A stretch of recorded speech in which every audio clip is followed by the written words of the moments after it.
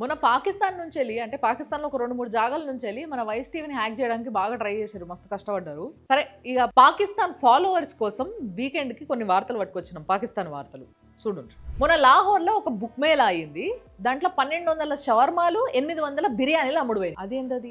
బుక్కులు ఎన్ని అమ్ముడుపోయినాయి? 35. కరాచీలో ఒక యూనియన్ కౌన్సిల్ చైర్మన్ వాళ్ళ ఇంట్లో 20 లక్షల బంగారం, 40 లక్షల క్యాష్ దొంగతనం చేసిండ్రంట.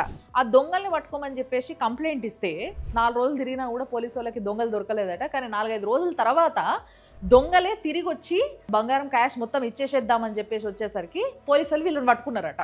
అప్పుడు అరెస్ట్ చేసి పోలీస్ స్టేషన్కి తీసుకుపోయి అసలు మీరు తిరిగి అనికి మళ్ళీ ఎందుకు వచ్చిండ్రు అని చెప్పేసి ఇన్వెస్టిగేషన్ చేస్తున్నారట. పాకిస్తాన్లో ముఫ్తీ అబ్దుల్ కావి అనే ఒక మత పెద్ద ఐశ్వర్యరాయ్ పేరుని అయేషా రాయ్ అని మారుద్దాం అనుకుంటున్నాడట. ఎందుకో తెలుసా? అభిషేక్ బచ్చన్ ఐశ్వర్యరాయ్ ఇద్దరు విడిపోయే అవకాశం ఉందని వార్తలు వస్తూ ఉన్నాయి కదా. ఇక ఇంకో మాక్సిమం 3-4 నెలలు వాళ్ళు విడిపోతారు. దాని తర్వాత నన్నే ప్రపోజ్ చేస్తుంది. అప్పుడు నేను పెళ్లి చేసుకున్నప్పుడు అప్పుడు ఆమె పేరు ఇట్లా మారుద్దాం అనుకుంటున్నా అని చెప్పేసి అని ఒక ఇంటర్వ్యూలో చెప్పిండట. అసలు ఎవరు ఐటీ కంపెనీలన్నీ ఇండియాకే వస్తున్నాయి, పాకిస్తాన్కి ఏం వస్తలేవు అనేటోళ్ళు జర కళ్ళు పెద్దగా తెరుచుకొని చూడు.